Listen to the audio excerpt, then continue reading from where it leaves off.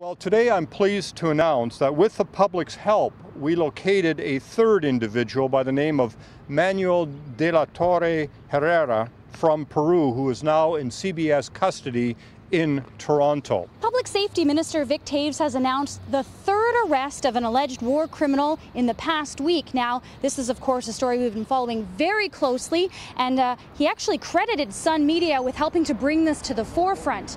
The latest alleged war criminal, was arrested in the Toronto area. Manuel de la Torre Herrera was picked up and is now in custody with the Canada Border Services Agency and could be facing deportation.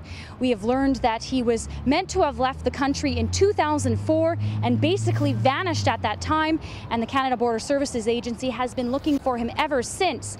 Now, questions have come up about whether some of these alleged war criminals deserve privacy, whether we should be putting their faces and names out to the public.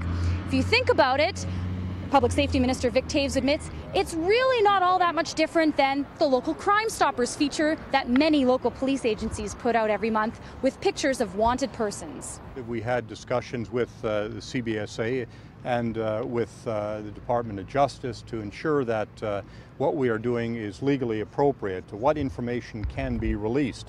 I've said on prior occasions that I find it difficult in these circumstances to understand how privacy interests could outweigh the public interest, given that there are warrants issued and that individuals have dropped out of the legal process and have absconded, essentially.